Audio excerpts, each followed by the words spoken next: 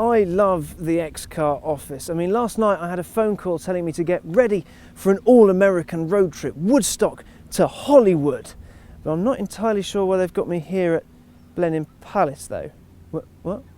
Because Blenheim Palace is in Woodstock. Brilliant, right, and Hollywood is Birmingham. Oh man. Still, at least I've got the perfect car for the all-American road trip. A 2012 Chevy Camaro, and it's a convertible, which is great because it's Britain and always cold.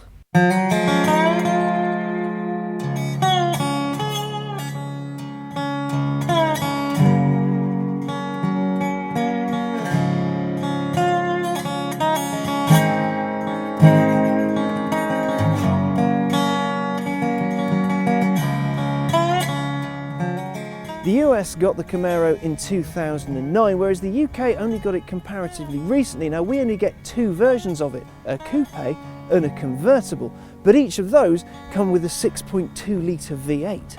It's the perfect car for a trip like this, a big, wild road trip where a man or woman and machine take on the wilderness and meet crazy people and have crazy adventures and do crazy stuff. In the Midlands, in my case. This is the 5th generation Camaro since the original launched in 1967. Now that was a true slice of American muscle. It was designed to take on the Ford Mustang, which at the time was really, well, it was kicking ass in the sales charts. You could have it with anything from a 4.1 litre 6-pot to a 6.5 litre V8. And it's also the best looking of the old cars. The 2nd generation came in 1971 and lasted till 1981, and it looked kind of like a bird fish thing. In 1981 the 3rd generation came around, and that looked like it was made of Lego. The 4th generation came in 1992 and lasted 10 years, but because of bland design and, well, lack of demand, production ceased after 35 years.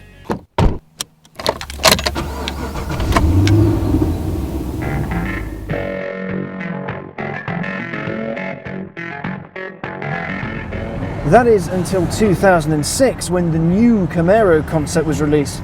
It's also the year it featured quite heavily in the first Transformers movie.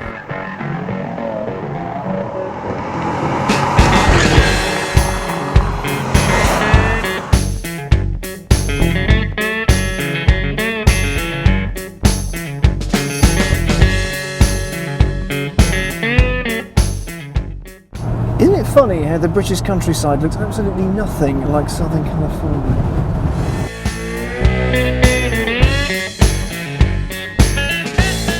The Camaro has a wonderful future retro look inspired by the Mark I Mero.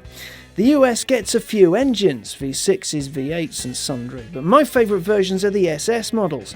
The same ones we get here pretty much, 400 brake horsepower for the auto and 420 for the stick shift. Now what that means is that in theory I can get on my way to Hollywood in Birmingham to 62 miles an hour in just 5.6 seconds, and this will allegedly do 155 miles an hour. Thing is, well, this is a muscle car and muscle cars are supposed to be cheap in America. However, over here that's not really the case. The coupe is 35 grand and the convertible, well, that's somewhere over 40. And what that means is that the Chevy Camaro is actually slower than the less powerful four-wheel drive Audi TTS. And the TT will hold its value better as well. It's also much better screwed together. Audi's legendary for its build quality, and well, while the interior of the Camaro is really, really pretty, everything's just a bit plasticky.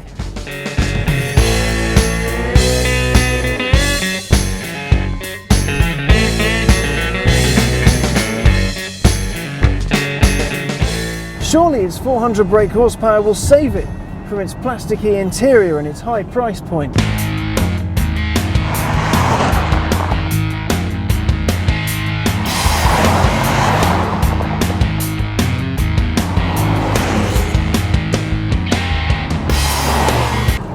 No, sadly it doesn't. You see, the car itself is so big you put your foot down, you're so far away from the engine and the exhaust, you get a sort of dull whine from the engine. Just have a quick listen, see if you can.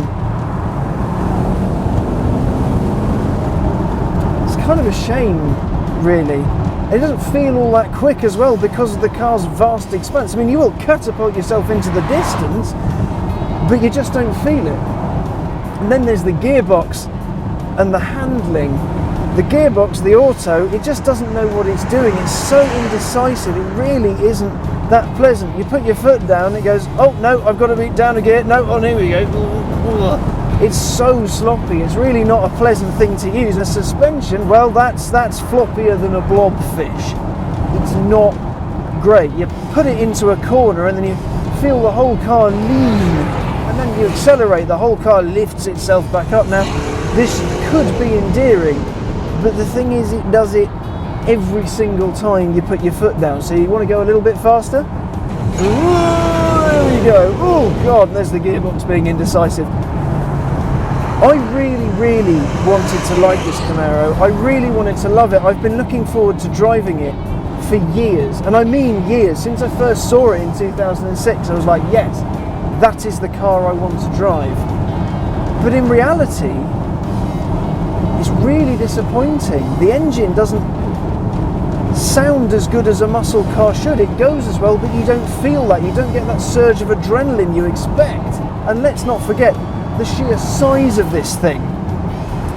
Driving it down, say, a country lane, as we're doing now, isn't entirely pleasant. And if Sam Witwicky was driving around in Bumblebee and genuinely thought this was brilliant, then Sam Witwicky has terrible taste in cars.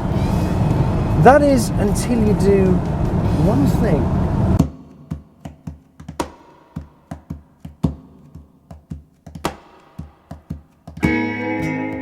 You get outside. Yes, it's very American to drive. Expensive, wide, thirsty, and, well, a bit cack. But then you look at it and you see what everyone else sees. A big old slice of American awesome. Over the drive from Woodstock to Hollywood, I've really gotten to know this car and its many flaws. But you know what? Every time I walk up to it or get out of it, I have a good long look and know in my heart of hearts that the Camaro is a really awesome car. Much like many American things, food, awful action movies, soda, enforced customer service, it's a guilty pleasure, something you secretly love, even though you know it's awful for you. And I really rather like the Camaro, even though it's objectively awful in nearly every way.